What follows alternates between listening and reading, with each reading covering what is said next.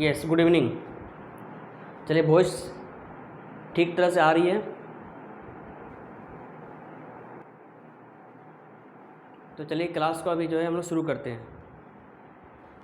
तो देखिए, हम लोग क्या कर रहे थे, आधुनिक भारत का इतिहास को पढ़ रहे हैं और कल हम लोग इसका चैप्टर 1 देख चुके थे। ठीक है, तो चलिए आज हम लोग क्या करेंगे, आज इसका जो है चैप्टर 2 को देखने जा रहे हैं, जो कि बहुत ही इंपॉर्टेंट है। देखिए, हम लोग अभी क्या है, बहुत करीब आ चुके हैं 1857 की क्रांति के, बहुत ही सामने आ चुके हैं। ओके, और उसको हम लोग पढ़ने वाले हैं। एक दो क्लास के बाद क्या हो जाएगा, आज ये खत्म हो जाएगा, उसके बाद जो नेक्स्ट क्लास होगा उसमें हम लोग जो है 1857 की क्रांति किस प्रकार से हुई थी, कौन कौन भाग लिए थे, ओके, क्या ये सक्सेस हो पाया था कि नहीं पाया था, ये सब हम लोग जानेंगे। ओके, सावरकर जी जो है 1857 की क्रांति को क्या कहा था, ये सब के बारे में हम लोग देखेंगे। अब चलिए हम लोग क्या करेंगे, आधुनिक भारत का इतिहास का जो है हम लोग चैप्टर 2 को आज देखने जा रहे हैं। ओके, बहुत सब कुछ ठीक है ना?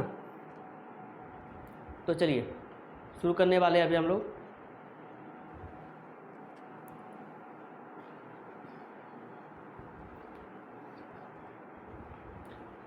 तो चलिए, चैप्टर का नाम क्या है? चैप्टर का नाम है ब्रिटिश कालीन भू राजस्व नीति या फिर भू राजस्व व्यवस्था।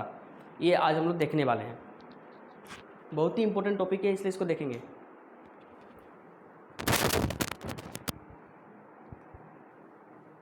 अब देखिए, इसमें एक वर्ड आप लोग को दिख रहा होगा, क्या? भू राजस्व।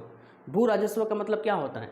यानी कि भूमि से रिलेटेड इसमें बात किया जा रहा है। यानी कि भूमि पर जो क्या होते थे, जो किसान जो वर्ग होते थे पहले, ओके, जो उसमें क्या करते थे, अपने ज़मीनों में जो भी फसलें उगाया करते थे उन पर जो टैक्स लगाया जाता था और किस प्रकार का टैक्स लगाया जाता था, इसी के बारे में ही आज हम लोग पढ़ने वाले हैं।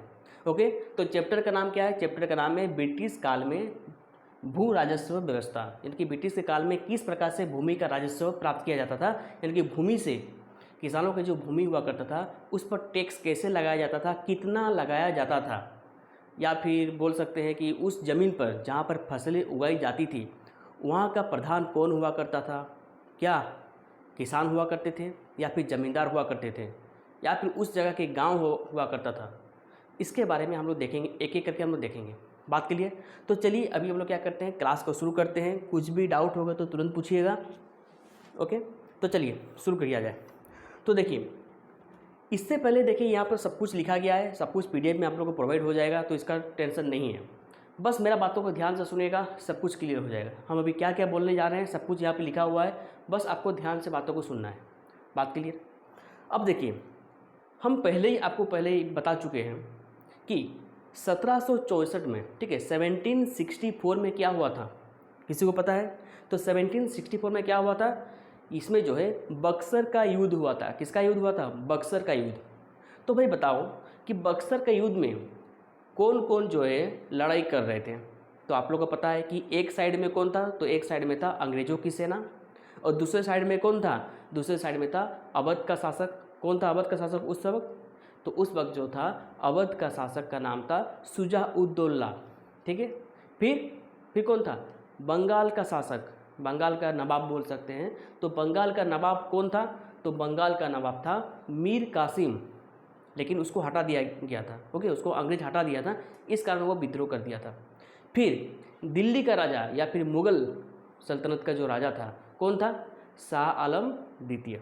ये तीनों मिलकर क्या किया था? ये तीनों मिलकर जो है 1764 में बक्सर की लड़ाई किया था अंग्रेज़ों के खिलाफ।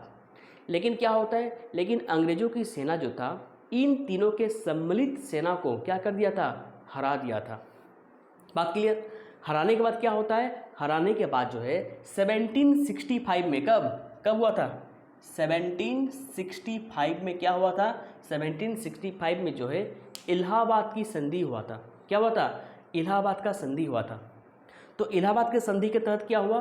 तो इलाहाबाद का संधि के तहत जो है, जो बंगाल उड़ीसा का जो क्षेत्र था, बिहार बंगाल उड़ीसा, उस वक्त इसको हम लोग बंगाली का क्षेत्र कहा जाएगा। उस क्षेत्र को क्या हुआ? उस क्षेत्र का जो दीवानी था, ठीक है, किसको सौंप दिया गया? इसको सौंप दिया गया था अंग्रेजों को। लेकिन राज कौन करेगा? राज करेगा मुग़ल शासक करेगा। ठीक है, तो इसके तहत क्या था? तो उस वक्त यानी कि 1764-65 में क्या था? उस वक्त जो है किसानों के लिए एक अलग प्रथा हुआ करता था। यानी कि उनका जो ज़मीन था, उन ज़मीन में जितना भी वे लोग क्या करते थे, जितना भी वे लोग जो है अगर वे फसल उगाए करते थे तो अपने फसलों का एक भाग क्या करता था, एक भाग जो है वहाँ के राजा को या फिर जो शासक होते थे उनको दे दिया करते थे। ठीक है, मान लेते हैं, ठीक है, मान लेते हैं कि एक फसल, ठीक है, कोई एक फसल उगाया एक गांव में कुछ फसलें उगाया गया, धान का उपज हुआ। तो धान मान लेते हैं कि 4 किलो उसमें फसल हुआ। तो 4 किलो में से एक भाग यानी कि 1 किलो क्या करते थे, 1 किलो जो है 4 किलो में से 1 किलो वो दे देते थे किसको, वहाँ के शासक को। ओके, टैक्स के रूप में। अभी भी हम लोग टैक्स देते हैं पैसों के रूप में। तो उस वक्त क्या था, उस वक्त जो है किसानों से टैक्स लिया जाता था, कैसे, फसलों के द्वारा। बात क्लियर। अब देखिए, हम आपको ये भी बोले थे कि जब 1765 का जब इलाहाबाद का संधि हुआ तो उस वक्त जो है बंगाल में द्वैध शासन शुरू हो चुका था। कौन सा शासन, द्वैध शासन। द्वैध शासन, द्वैध शासन का मतलब भी हम आपको बता चुके हैं। द्वैध शासन का मतलब क्या होता है, द्वैध शासन का मतलब होता है दो दो शासन, यानी कि एक क्षेत्र में दो दो वर्ग जो है क्या करेंगे, शासन करेंगे। कैसे, तो देखिए बंगाल का जो हो गया, जो बंगाल हो गया, उड़ीसा हो गया, बिहार हो गया, इसका जो है राजा कौन बन के रहेगा, मुगल शासक शाह आलम द्वितीय। लेकिन वहाँ से टैक्स कलेक्शन कौन लेगा, तो या फिर दीवानी कौन लेगा, दीवानी का जो है वो लेगा कंपनी, यानी कि अंग्रेज सरकार लेगा। ओके, तो इसे क्या कहते हैं, इसे ही कहा जाता है द्वैध शासन कहा जाता है। और द्वैध शासन कब तक बना रहा, तो द्वैध शासन जो है 1772 यानी कि 1771-72 तक क्या हुआ, ये द्वैध शासन जो है बंगाल के क्षेत्र में ये बना रहा। फिर क्या होता है, फिर जो है द्वैध शासन को हटा दिया जाता है। क्यों हटाया जाता है, क्योंकि अब जो है अंग्रेज पूरी तरह से बंगाल को अपने कब्जे में कर लेता है। यानी कि इस वक्त जो राजा था, ओके, बंगाल के क्षेत्र में कौन था, आपका कौन था उस वक्त, शाह आलम द्वितीय था। ओके, मुगल सल्तनत का राजा था, उसको हटा दिया जाता है। हटाने के बाद क्या होता है, हटाने के बाद जो है बंगाल का पूरी तरह से नियंत्रण अब किसके पास आ चुका है, अब आ चुका है हमारे अंग्रेज़ों के पास आ चुका है। बात क्लियर।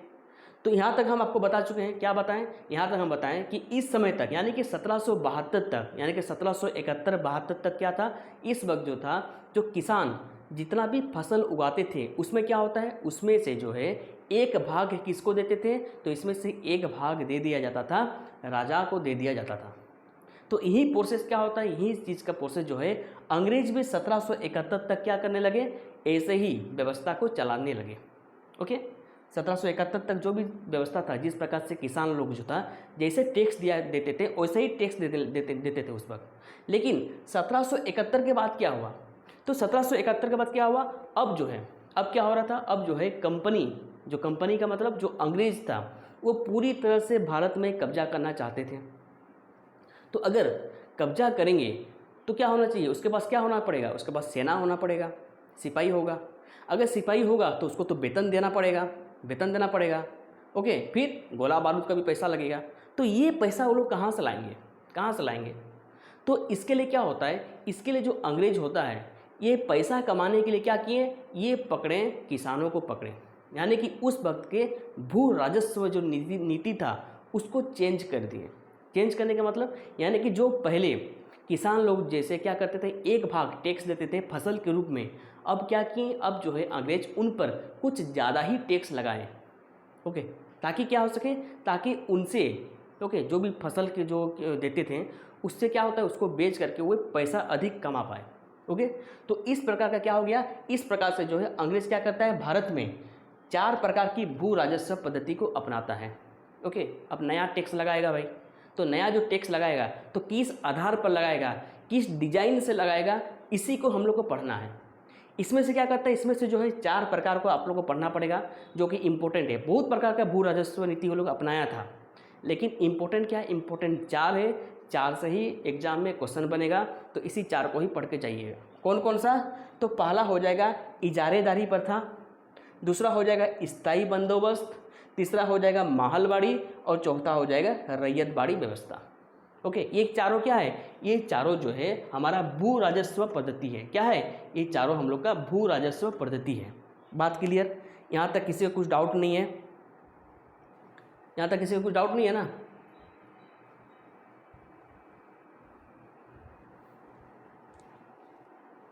एक मिनट,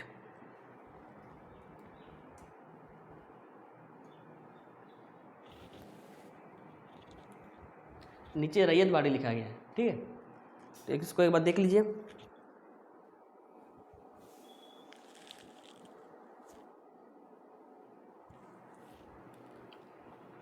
अब क्या करेंगे, अब हम लोग जो है एक एक करके पढ़ेंगे कि भाई इजेदारी प्रथा क्या था, इसमें क्या क्या हुआ। फिर पढ़ेंगे हम लोग के स्थायी बंदोबस्त में क्या क्या हुआ। फिर पढ़ेंगे हम लोग महलबाड़ी में क्या हुआ, और रैयत बाड़ी व्यवस्था किस प्रकार से इसको जो है लागू किया गया था। ओके, और कौन कौन जो है इसको, उस वक्त क्या था, उस वक्त जो था भारत का कुछ गवर्नर हुए होंगे। ओके, गवर्नर जनरल हुए होंगे। तो कौन सा गवर्नर जनरल किसको अप्लाई किया था। ओके, कौन सा भू राजस्व पद्धति को लाया था, यहाँ से क्वेश्चन बनता है। डायरेक्टली क्वेश्चन पूछ देगा कि भाई बताइए रैयत बाड़ी व्यवस्था जो है कौन से गवर्नर जनरल ने प्रस्तुत किया था, इस प्रकार से क्वेश्चन दे देगा। या फिर आपको पूछ देगा कि भाई बताइए रैयत बाड़ी व्यवस्था जो है भारत के किस क्षेत्र में इसको अपनाया गया था, क्षेत्र के बारे में पूछ देगा। आपको पूछ देगा कि भाई बताइए स्थायी बंदोबस्त जो है भारत के कुल क्षेत्रफल का कितना प्रतिशत भाग पर इसका उपयोग किया जाता था, इस प्रकार से भी क्वेश्चन पूछ देगा। मुश्किल हो जाएगा तब, ठीक है। तो इसको हम लोग क्या करेंगे, एक एक करके हम लोग शानदार तरीके से इसको पढ़ेंगे, ताकि क्या हो जाए, आप लोग को कुछ भी कंसेप्ट में कुछ गड़बड़ी ना लगे, आराम से इसको समझ पाइएगा। अभी तक आप लोग समझ चुके हैं। अभी तक हम क्या बोले, अभी तक हम आप लोग को भू राजस्व पद्धति के बारे में बता रहे थे कि पहले किस प्रकार से होता था। ओके, अब क्या हुआ, अब जो है अंग्रेज इसको चेंज कर दिया। क्यों चेंज किया, क्योंकि इनको जो है पैसा चाहिए था। क्यों, सेना को पैसा देने के लिए, ताकि क्या कर सके, ताकि जो है ये भारत पर राज कर सके। ओके, तो इसलिए क्या किया, इसलिए जो है इन्होंने मुख्य रूप से 4 व्यवस्था को लाया, भू राजस्व व्यवस्था को लाया। कौन कौन सा, तो पहला हो जाएगा हमारे इजारेदारी प्रथा, सेकंड हो जाएगा स्थायी बंदोबस्त, तीसरा हो जाएगा महलबाड़ी व्यवस्था, और चौथा हो जाएगा रैयत बाड़ी व्यवस्था। इन चारों में से सबसे इंपॉर्टेंट 2, 3 और 4 है, ठीक है। पॉइंट नंबर 2, पॉइंट 3, पॉइंट 4 ये बहुत ज़्यादा इंपॉर्टेंट है, यहाँ से हर बार एग्जाम भर भर के पूछता है, इसलिए ये तीनों को तो एकदम याद करना ही है। और इजेदारी प्रथा भी बहुत ईजी है, आराम से समझ में आ जाएगा। तो चलिए हम लोग शुरू करते हैं, कहाँ से, इजेदारी, ठीक है, इजारेदारी प्रथा से हम लोग शुरू करते हैं। बात क्लियर। तो सबसे पहले क्या होगा, हम आपको पहले बोल दिए थे कि 1772 तक क्या था, 1772 तक जो था वह द्वैध शासन लागू था। ओके, द्वैध शासन लागू था। फिर क्या होता है, 1772 के बाद जो है द्वैध शासन को हटा करके अंग्रेज क्या करता है, बंगाल के क्षेत्र को पूरी तरह से क्या कर देता है, अपने अधीन में ले लेता है। अधीन में ले लेना का मतलब क्या हो गया, अधीन में ले लेने का मतलब हो गया अब जो है पूरी तरह से उस क्षेत्र में किसका राज चलेगा, उस क्षेत्र में अंग्रेजों का ही राज चलेगा।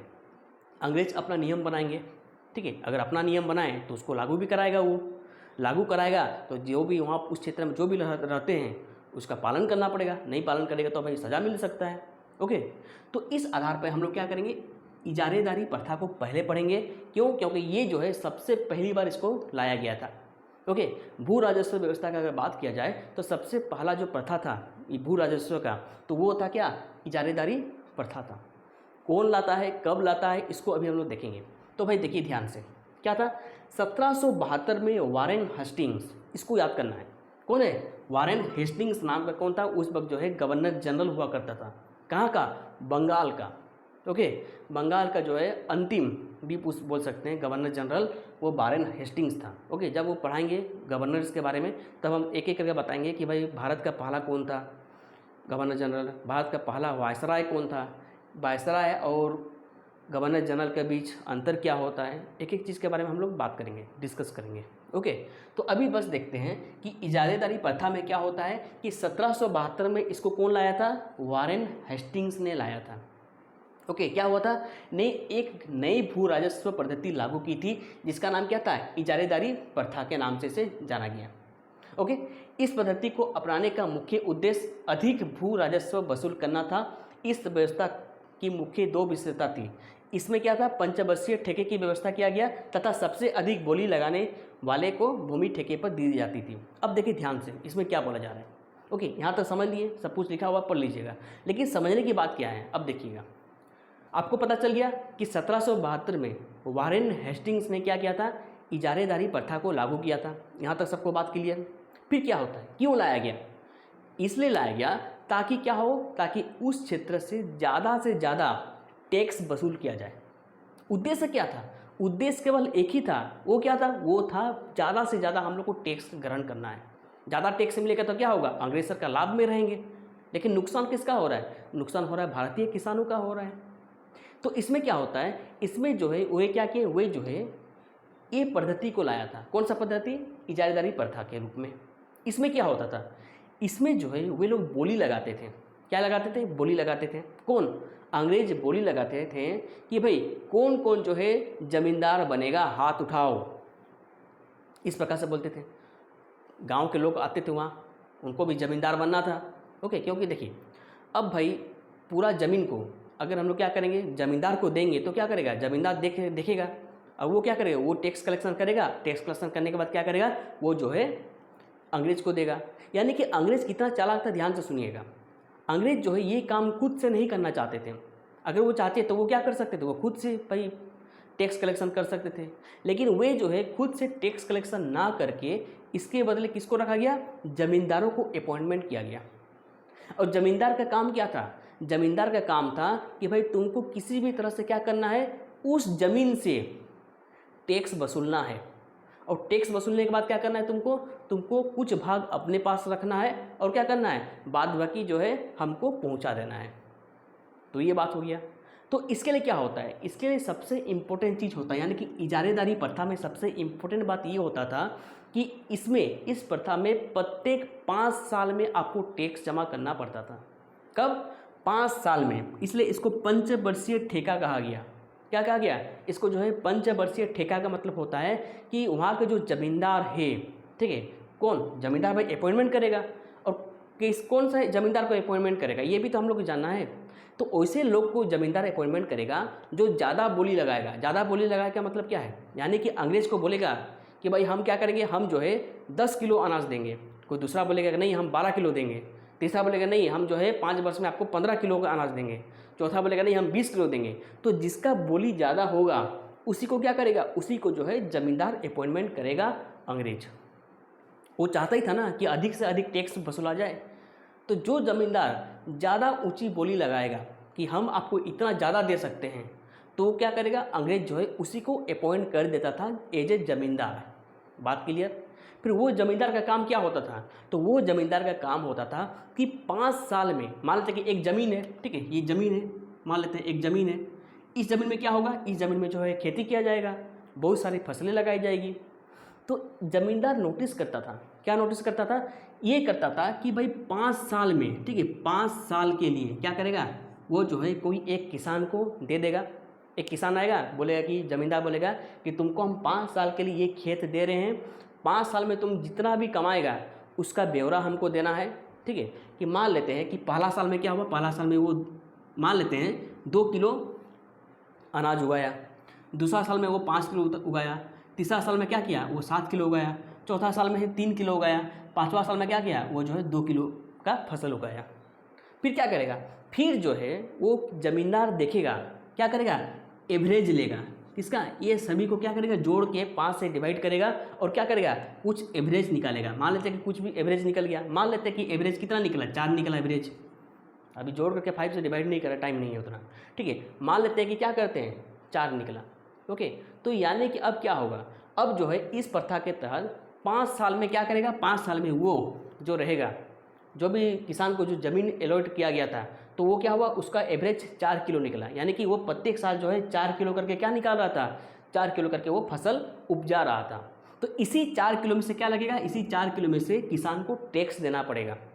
ओके, टैक्स देना पड़ेगा और क्या करेगा, और वो टैक्स किसको देगा, ये टैक्स ले करके ज़मींदार ग्रहण करेगा। मान लेते 4 किलो जो है वो क्या किया, वो जो है किसान उगाया।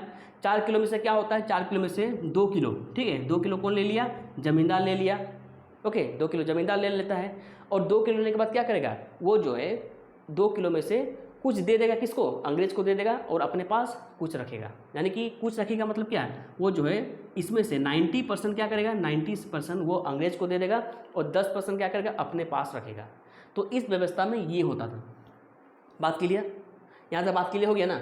कैसे होता था, आपको क्वेश्चन में पूछेगा कि भाई बताइए इजारेदारी प्रथा में जो है कितने वर्ष तक जो है टैक्स कलेक्शन होता था, कितने वर्ष के लिए टैक्स कलेक्शन होता था, तो क्या करेंगे, 5 वर्ष के लिए। यानी कि इसलिए हम लोग इसको पंचवर्षीय ठेका इसको हम लोग कहते हैं। बात क्लियर, ये क्या था, ये था इजारेदारी प्रथा हुआ। बात क्लियर। अब हम लोग क्या करेंगे, नेक्स्ट पढ़ेंगे स्थायी बंदोबस्त के बारे में पढ़ेंगे। ठीक है, स्थायी बंदोबस्त के बारे में पढ़ेंगे। तो चलिए देखते हैं। यहाँ तो सबको क्लियर हो गया ना, इजारेदारी प्रथा के बारे में सब कुछ क्लियर हो चुका है।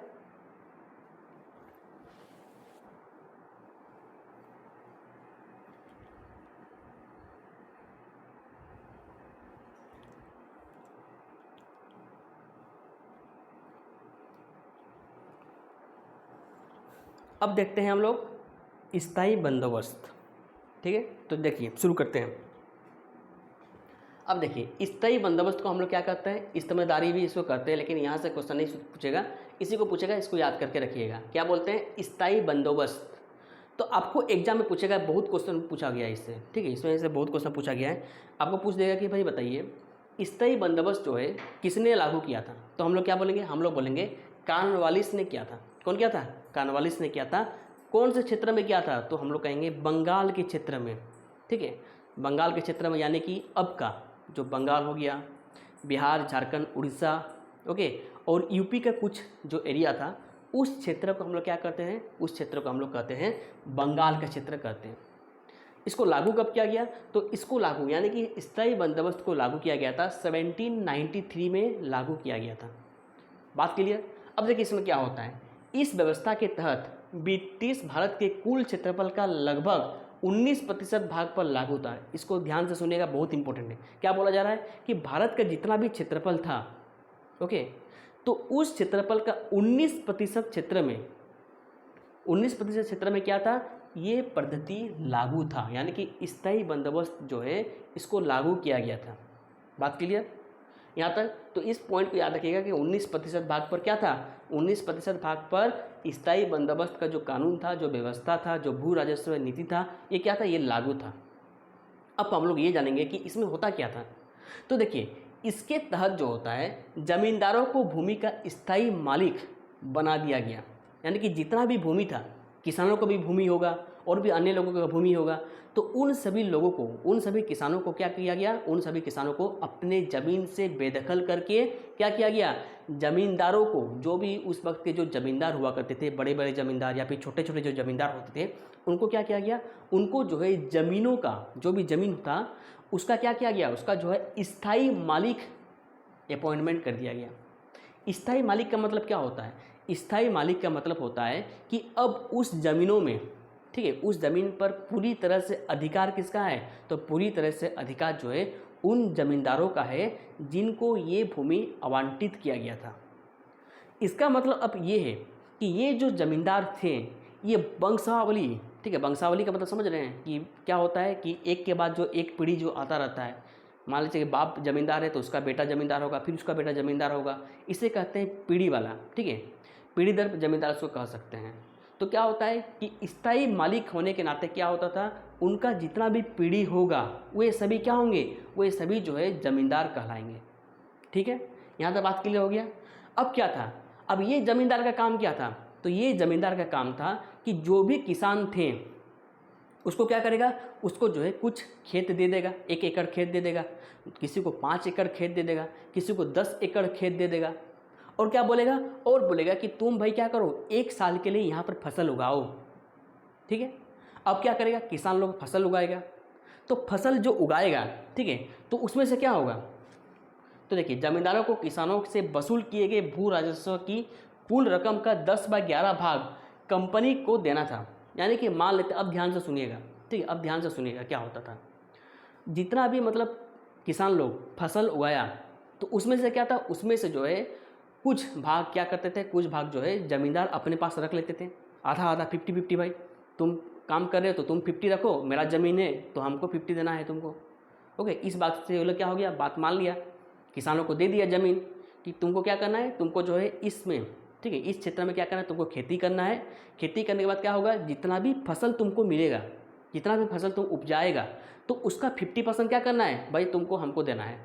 ओके, अब क्या होगा, अब जितना 50% वो ज़मींदार को मिला है, तो उसमें से क्या होता है, उसमें से 10/11, 10/11 भाग को क्या करना पड़ेगा, 10/11 भाग को कंपनी को देना पड़ेगा, और एक भाग क्या करेगा, एक भाग जो है उसको देना पड़ेगा, वो अपने आप रखेगा, अपने पास रखेगा। अब देखिए एक एग्जाम्पल के तौर पर इसको हम समझते हैं।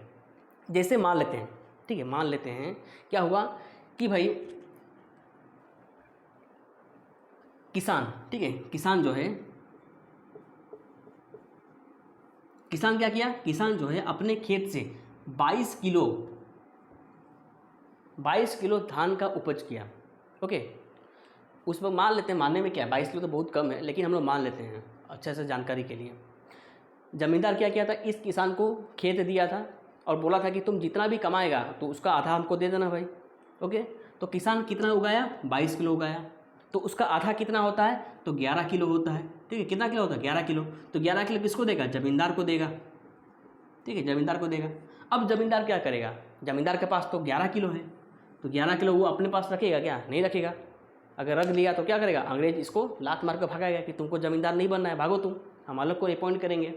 तो क्या होता था, तो इस 11 किलो में से, ठीक है, इस 11 किलो में से क्या करेगा, वो जो है 10/11, ठीक है, यानी कि 11 हिस्सा में से 10 हिस्सा क्या करेगा, वो 10 हिस्सा जो है वो दे देगा किसको, अंग्रेज को दे देगा। और एक हिस्सा क्या करेगा, एक हिस्सा वो अपने पास रखेगा। तो क्या करेगा, तो 10/11 करेगा, इंटू क्या करेगा, जितना किलो उसको मिला था 11 हो गया, तो 11 कट गया तो 10 किलो, यानी कि 10 किलो क्या करेगा, 10 किलो जो है वो अंग्रेज को दे देगा और अपने पास क्या रखेगा, अपने पास 1 किलो फसल रखेगा। ठीक है, तो इस प्रकार से क्या होता है, इस प्रकार से जो है स्थायी बंदोबस्त ये पद्धति या फिर व्यवस्था को अपनाया गया था। इसके तहत क्या था, इसके तहत जो था, बस आपको याद रखना है कि जो जमींदार हुआ करते थे, जो भी उसको प्राप्त होता था फसल, तो उस प्राप्त फसल का 10/11 हिस्सा क्या करते थे, वे जो है अंग्रेज सरकार को दे देते थे और अपने पास क्या करते थे, 1/11 यानी कि 11 में से एक पार्ट क्या करते थे, वे अपने पास रखते थे। ठीक है, तो इसे क्या कहा गया, इसे हम लोग कहा जाता है स्थायी बंदोबस्त कहा गया। ओके, अब हम लोग पढ़ते हैं रैयतबाड़ी व्यवस्था। यहाँ तो समझ में आ गया ना, आपको बस याद रखना है कि कौन से क्षेत्र में कहाँ पर कौन कौन सा पद्धति शुरू हुआ था।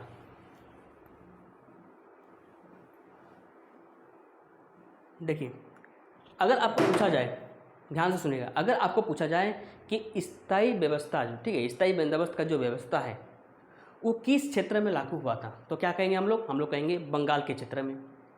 कितना प्रतिशत भूभाग में ये लागू था, तो क्या कहेंगे 19%। कितना प्रतिशत, 19% भारत के कुल क्षेत्रफल का वो क्या करता था, उसमें जो है स्थायी व्यवस्था या फिर स्थायी बंदोबस्त की जो व्यवस्था था उस पर लागू हुआ करता था। बात क्लियर। अब क्या देखेंगे, अब हम लोग नेक्स्ट देखेंगे रैयतबाड़ी व्यवस्था। ठीक है, जो कि कब शुरू हुआ, ये शुरू हुआ था 1819 में। अब एक बात ध्यान से सुनिएगा। ओके, रैयतबाड़ी में जो है, इसमें रैयत का जो मतलब होता है, किसका, रैयत का मतलब क्या होता है, रैयत का मतलब होता है किसान। क्या होता है, किसान होता है। ध्यान से सुनिएगा। ओके, बहुत कुछ पढ़ेंगे, बहुत कुछ जानेंगे, तब क्या होगा, अंदर से जानेंगे तो सब कुछ समझ में हम लोग को आ जाएगा। इसमें रैयतबाड़ी जो लिखा गया है, इसमें रैयत का मतलब क्या होता है, रैयत का मतलब होता है किसान। यानी कि किसान का मतलब आप लोग समझ गए कि ये जो व्यवस्था था ये पूरी तरह किसको ध्यान में रखकर किया गया था, ये जो है किसानों को ध्यान में रख करके किया गया था। बस इतना जानिएगा। ओके, रैयत का मतलब क्या होता है, रैयत का मतलब किसान। किसान का मतलब क्या हो गया, किसानी क्या होंगे, इस ज़मीन का मालिक होंगे।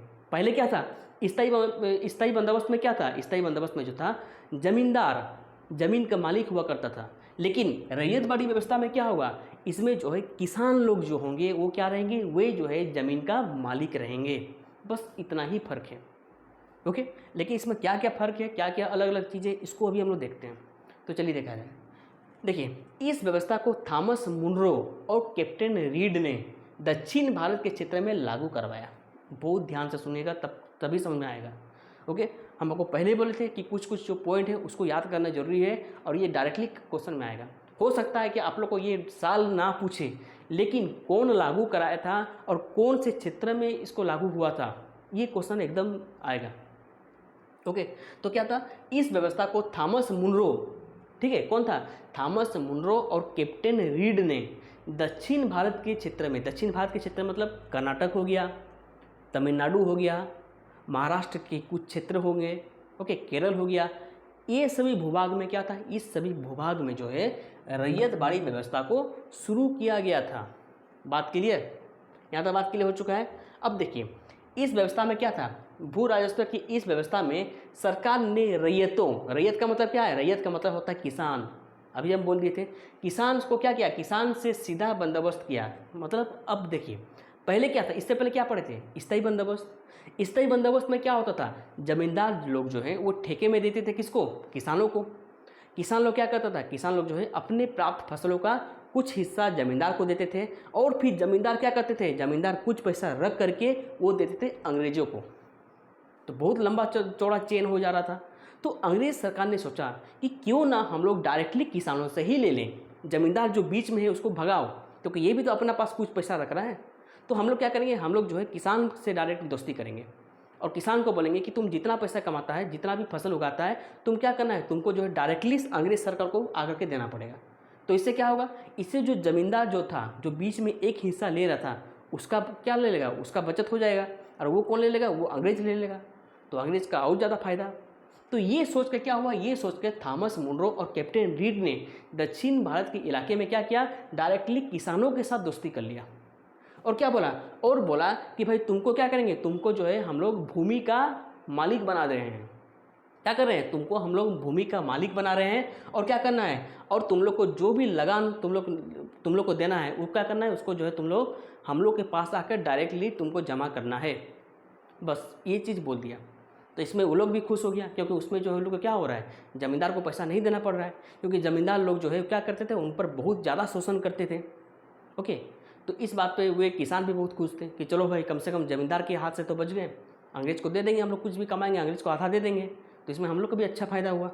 ओके, तो इसमें क्या होता है, इसमें आप लोग को पता चल गया कि इस व्यवस्था में क्या होता है, रैयतबाड़ी व्यवस्था में क्या होता है, रैयतबाड़ी व्यवस्था में जो है जो भूमि का जो मालिकाना हक होता है, ये किस पर चले जाता है, ये चले जाता है किसानों पर चले जाता है। बात क्लियर यहाँ तक। अब चलते हैं नेक्स्ट में क्या होता है। देखिए इस प्रथा में क्या होता है, इस प्रथा में जमींदारों के स्थान पर किसानों को भूमि का स्वामी बना दिया जाता है। इस प्रणाली के अंतर्गत भू राजस्व का निर्धारण वास्तविक उपज की मात्रा पर ना करके भूमि के क्षेत्रफल के आधार पर किया जाता था। इसका मतलब क्या है, इस पॉइंट को देखिएगा, ये जो हम हरा कलर से जो लिखा गया है ये इंपॉर्टेंट पॉइंट है, इसको ध्यान से देखिएगा, एग्जाम में आया हुआ है। क्या पूछा जाएगा, देखिए वास्तविक उपज की मात्रा पर न करके भूमि के क्षेत्रफल के आधार पर किया जाता था।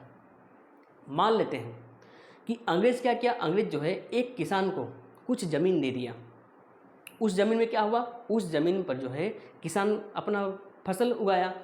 तो लेकिन रैयतबाड़ी जो था, ठीक, जो ये जो रैयतबाड़ी व्यवस्था है, इसमें क्या हुआ, इसमें जो है अंग्रेज सोचा कि अब हम लोग जो है फसल के आधार पर टैक्स नहीं लेंगे।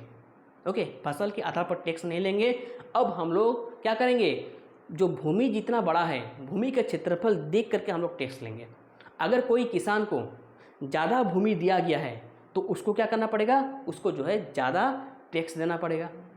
अगर कोई किसान छोटा वाला भूमि लिया है तो क्या होगा, उसको जो है कम टैक्स देना पड़ेगा। तो इस आधार पर क्या हुआ, इस आधार पर जो है रैयतबाड़ी व्यवस्था को सेट किया गया था। बात क्लियर। पहले क्या था, पहले था कि भाई तुम छोटा वाला खेत लो या फिर बड़ा वाला खेत लो, तुमको क्या करना है, तुमको इतना ही हमको देना पड़ेगा। हम लोग देखेंगे नहीं कि तुम्हारा छोटा सा खेत में कम मिला है, उतना हम लोग नहीं देखेंगे, तुमको हम दिए हैं तो तुमको इतना % हमको देना पड़ेगा। लेकिन इसमें क्या होता है, इसमें जो है थोड़ा सा चेंज हुआ। चेंज होने के बाद क्या होता है कि अगर कोई किसान का खेत अगर छोटा है तो उस पर जो है कम टैक्स लगेगा, और अगर किसी किसान का अगर खेत बड़ा है तो उस पर जो है ज़्यादा टैक्स लगाया जाएगा। इस प्रकार का व्यवस्था रैयतबाड़ी व्यवस्था में किया गया था। बात के लिए यहाँ तक। अब देखते हैं, सरकार द्वारा इस व्यवस्था को लागू करने का उद्देश्य जमींदारों के वर्ग को समाप्त करना था, क्योंकि स्थायी बंदोबस्त में निश्चित राशि से अधिक वसूल की गई सारी रकम जमींदारों द्वारा हड़प ली जाती थी तथा सरकार की आय में कोई वृद्धि नहीं हो रही थी। देखिए हम आपको पहले बता दिए थे कि जो स्थायी बंदोबस्त में क्या था, स्थायी बंदोबस्त में जो था जमींदार भी क्या करते थे, जमींदार भी जो है अपने पास एक हिस्सा टैक्स का पैसा रखते थे या फिर टैक्स का फसल रखते थे, और बाद बाकी क्या करते थे, बाद बाकी जो है वो अंग्रेज़ों को दे देते थे। लेकिन मान लेते हैं, ठीक है, लेकिन मान लेते हैं कि अंग्रेज जितना सेट किया था कि भाई हमको इतना ही चाहिए, इतना ही टैक्स चाहिए, तो उतना तो वो ज़मींदार दे देता था। लेकिन मान लेते हैं कि अगर ज़मींदार को कई ज़्यादा अगर टैक्स मिल गया तो क्या करता था, तब जो है वो ज़मींदार उस टैक्स को अपने पास छुपा लेता था। ओके, और जितना अंग्रेज को चाहिए वो दे देता था। क्यों, क्योंकि ज़मींदार तो बोला है कि भाई तुमको इतना टैक्स चाहिए, तुम इतना टैक्स रखो, और हमको ज़्यादा मिला है तो वो ज़्यादा क्या करेंगे, वो ज़्यादा हम अपने पास रखेंगे। तो इस प्रकार से क्या हो रहा था, इस प्रकार से जो है ज़मींदार कुछ अपना फ़ायदा वो ले रहा था। तो ये बात की जानकारी क्या हो गया था, इस बात की जानकारी जो है ये अंग्रेज़ों को पता चल गया था। इसलिए क्या क्या, इसलिए जो है ये पूरी तरह से इस व्यवस्था में ज़मींदारों को हटाना चाहता था। यानी कि ज़मींदार को हटा करके क्या करेगा, पूरी तरह से मालिकाना हक किसानों को दे रहा था, ताकि किसान लोग क्या करें, किसान लोग जो है अपने यहाँ से जितना भी टैक्स उसको मिल रहा था वो डायरेक्टली अंग्रेज सरकार को दे सके, बस। ओके, अब देखिए रैयतबाड़ी व्यवस्था भारत के 51% क्षेत्र पर लागू था। यानी कि ये जो रैयतबाड़ी व्यवस्था है ये पूरी तरह से क्या था, भारत के आधा क्षेत्र में से भी ज़्यादा हिस्सों में ये चल रहा था। कितना परसेंट, 51%। स्थायी व्यवस्था में क्या था, स्थायी बंदोबस्त में कितना था, 17%। इसमें कितना हो गया, 51%। ओके, तो आप लोग देख सकते हैं। अब चलिए लास्ट है हम लोग का कौन सा, महलबाड़ी। ओके, महलबाड़ी व्यवस्था। अब देखिए महलबाड़ी व्यवस्था इसको कौन शुरू किया, तो इसको जो है हॉल्ड मैकेंजी ने इसको शुरू किया था। देखिए कौन कौन शुरू कर रहा है इसको आप लोग को जानना जरूरी है, क्योंकि यहाँ से क्वेश्चन बनता है हम लोग को, तो इसलिए इसको देख लीजिएगा। तो हॉल्ड मैकेंजी क्या था, महलबाड़ी व्यवस्था को शुरू कर किया था। ओके, इसने क्या किया, इसने जो है भू राजस्व की वसूली के लिए भू राजस्व व्यवस्था का संशोधित रूप लागू किया था। देखिए बहुत सारा तो अलग अलग क्या था, भू राजस्व व्यवस्था को शुरू किया गया था, जिसमें से क्या था, इसमें से जो है इंपॉर्टेंट क्या था, स्थायी बंदोबस्त था, दूसरा रैयतबाड़ी, और तीसरा क्या हो गया, ये महलबाड़ी था। तो उसमें जो है कुछ कुछ क्या हो रहा था, कुछ कुछ जो है कमियां हो रही थी। हर एक चीज़ में कमियां होती रहती है, तो हर एक चीज़ में क्या हो रहा है, कमी उसको मिल रहा था अंग्रेज सरकार को। तो इसलिए क्या होता है, इसलिए जो है हॉल्ड मैकेंजी क्या किया, हॉल्ड मैकेंजी जो है एक नया रूप लाया, भू राजस्व का एक नया रूप लाता है। इसमें क्या होता है, इसमें जो है वो टैक्स के लिए क्या करता है, एक ग्राम को दे देता है, एक महल को। ठीक है, महल का मतलब क्या होता है, महल का मतलब होता है गांव। ठीक है, इसको याद रखिएगा ना, गांव का मतलब याद हो गया तो इसका मतलब सब कुछ समझ में आ जाएगा आप लोग को। ओके, तो इसमें क्या होता था, रैयतबाड़ी में क्या आता है, रैयतबाड़ी में रैयत का मतलब होता था किसान, यानी कि किसान मेन है। महलबाड़ी में क्या होता है, महलबाड़ी में महल का मतलब होता है गाँव, यानी कि गाँव मेन होगा इसमें, यानी कि जो जमींदारी प्रथा होगा ये क्या होगा, ये जो गाँव पर रिलेटेड होगा, बस इतना ही जानना है। ठीक है, अब देखिए इसमें होता क्या था। ओके, तो इसमें जो टैक्स जो वसूला जाएगा, ओके, तो इसमें क्या होगा, अब देखिए इससे पहले क्या था, रैयतबाड़ी। रैयतबाड़ी में क्या था कि एक ही गांव में बहुत सारे किसान होते थे, तो एक किसान कुछ जमा करेगा, फिर दूसरा किसान जमा करेगा, तीसरा किसान जमा करेगा। तो इसमें क्या हो रहा था, इसमें जो है बहुत ज़्यादा तकलीफ हो रहा था अंग्रेज़ों को। तो इसलिए क्या होता है, इसलिए जो है मैकेंजी ने सोचा कि क्यों नहीं हम लोग जो है एक गाँव के लिए एक ही आदमी को रखें, देखने के लिए एक आदमी को रखेंगे, ताकि क्या करेगा, ताकि गांव का जितना भी किसान है उस गांव के जो जमींदार होगा या फिर उस गांव के जो प्रधान होगा उसी को वो टैक्स देगा, और वो टैक्स क्या करेगा, वो टैक्स जो है वो गांव का प्रधान हम लोग को देगा। तो इसमें क्या हो गया, इसमें बहुत अच्छा हो गया। यानी कि हर एक गाँव से क्या होता है, पहले क्या हो रहा था, मान लीजिए कि एक गाँव में 100 किसान होता है, तो दूसरा गाँव में भी इस प्रकार से तीसरा चौथा गाँव बहुत सारा गाँव हो जाता था। इसमें हर एक दिन क्या होता था, बहुत सारे किसान आया करते थे टैक्स देने के लिए। लेकिन क्या होता है कि अब जो है मैकेंजी क्या कर दिया, मैकेंजी जो है गांव को रख लिया। ओके, यानी कि इसने बोला कि एक गांव में मान लीजिए कि 100 किसान है, ठीक है, 100 किसान है, तो 100 किसान जो क्या करेगा, ये जो टैक्स देगा वो जो है उस गांव के जो प्रधान होते थे, प्रधान मतलब कौन हो गया, मुखिया हो गया, या फिर उस गांव के जो बड़ा जमींदार हो गया उसको वो अपना मुखिया बना लिया। ओके, और क्या करेगा, 100 किसान जो है वो सभी किसको देगा, वो सभी जो है इस जमींदार को क्या करेगा, अपना टैक्स दे देगा। ओके, तो जैसे ही वो जमींदार या फिर जैसे वो प्रधान सभी किसानों से टैक्स प्राप्त कर लेता था, यानी टैक्स का कलेक्शन कर लेता था, फिर क्या करता था, वो जो है उस कलेक्शन को क्या करेगा, वो प्रधान आदमी वो कलेक्शन को जा करके अंग्रेज सरकार को क्या करता था, दे देता था। इसे क्या कहा गया, इसे ही हम लोग कहते हैं महलबाड़ी व्यवस्था कहा गया।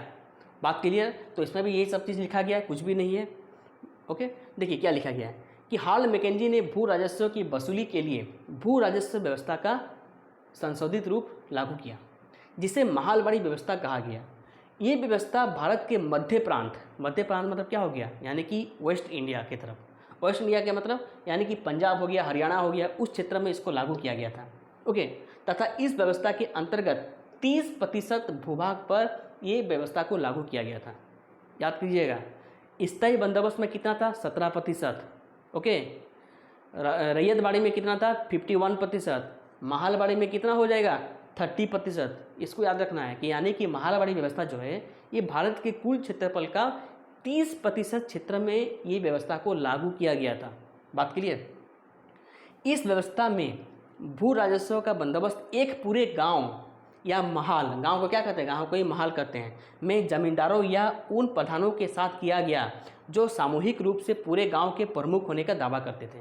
जैसे कि अभी बता दिए कि जितने भी किसान लोग थे वो क्या करेंगे, ये जो है अपने टैक्स का पैसा क्या करेगा, वो जो है गांव के प्रधान को देगा और गांव का प्रधान क्या करेगा, सभी से कलेक्शन करके क्या करेगा, वो जो है अंग्रेज को दे देता था। और अंग्रेज क्या करेगा, अंग्रेज जो है उस टैक्स के कुछ पैसा वो उस प्रधान को दे देता था, क्योंकि वो क्या कर रहा है, वो आदमी ना यहाँ से कलेक्शन कर रहा है फिर इसको दे रहा है तो उसको भी कुछ देना पड़ेगा। तो इस हिसाब से क्या होता था, इस हिसाब से जो है ये व्यवस्था किया गया था ताकि क्या हो सके, ताकि जो है अंग्रेजों को टैक्स का पैसा मिलता रहे। बात एक ही है, जितना भी व्यवस्था क्यों ना लाया गया है इसका एक ही मतलब होता है कि अंग्रेज जो है भारत के किसानों से क्या कर रहा था, भारत के किसानों से टैक्स पूरी तरह से निचोड़ के ले रहा था।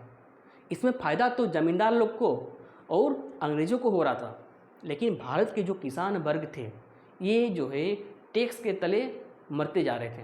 क्यों? क्योंकि देखिए कभी कभी क्या होता था ना कि फसल बर्बाद हो जाता है, अभी भी आप लोग देखते होंगे। मान लेते कि कभी बहुत ज़्यादा बारिश हो गया, मान लेते कभी एकदम ही बारिश नहीं हुआ, तो इन दोनों केस में क्या होता था, फसल का पैदावार नहीं होता था, क्या होता, फसल नुकसान हो जाता था। लेकिन अंग्रेज बोलता था कि भैया हमको जो है इतना ही चाहिए, तुमको मिला नहीं मिला हमको नहीं जानना है, तुमको हम खेत दिए हैं तो खेत के टैक्स के रूप में हमको देना ही पड़ेगा। तो इसमें क्या हो रहा था, अब भाई उसके खेत में वो इतना ही कम, बहुत ही कम अगर फसल का उत्पादन हुआ है तो वो खाएगा क्या और देगा क्या। तो यानी कि पूरी तरह से मार कौन खा रहा था, मार खा रहा था किसान लोग ही मार खा रहा था।